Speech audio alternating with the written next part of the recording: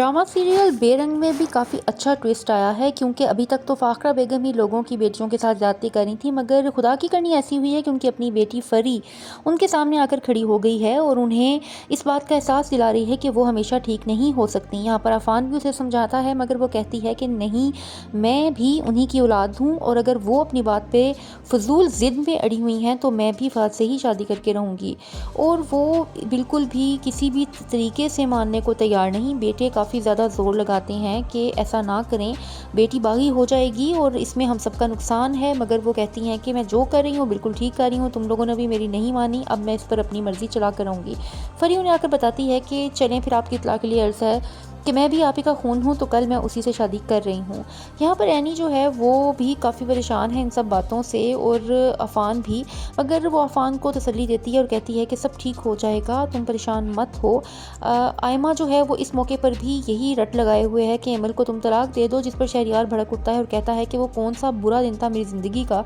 कि मैंने तुमसे शादी की। एनी जो है वो ये भी सोचती है कि अफ़ान जैसे अच्छे इंसान को वो डिज़र्व नहीं करती थी और उसकी ज़िंदगी में उसकी वजह से काफ़ी मुश्किलात हैं, उसे उससे अलग हो जाना चाहिए, जिसका जिक्र वो सुबह करती है, जिस पर वो थोड़ा नाराज़ हो जाता है और कहता है कि ऐसी बातें मत किया करो, मैं तुम्हारे साथ बहुत खुश हूँ, मैंने तुम्हें दिल से अपनाया है। और उमर का भी बहुत ख्याल करता है और उससे कहता है कि हमें अमल भाभी की तरफ जाना चाहिए। वो बेचारे अमल के घर जाते हैं तो वो उनके ऊपर बरस पड़ती है और काफ़ी बुरी बातें सुनाती है उन्हें। साथ ही साथ फरी जो है वो सुबह जब निकलती है यूनिवर्सिटी के लिए तो उसे पता चलता है कि ना उसकी गाड़ी है ना ड्राइवर है और सब कुछ पाबंदियाँ लग चुकी हैं उसके ऊपर। उसकी अम्मा ने उसका घर से निकलना बंद कर दिया है। वो वापस आती है और काफ़ी ज़्यादा गुस्सा निकालती है एनी के ऊपर, उसे काफ़ी खरी खरी सुनाती है और कहती है कि तुमने तो दो दो फंसा लिए और दोनों दफ़ा तुम्हें अमीर शोहर मिले और जाहिर है ऐसे शोहर को कौन जाने देता है। जिस पर एनी काफ़ी हर्ट होती है और वो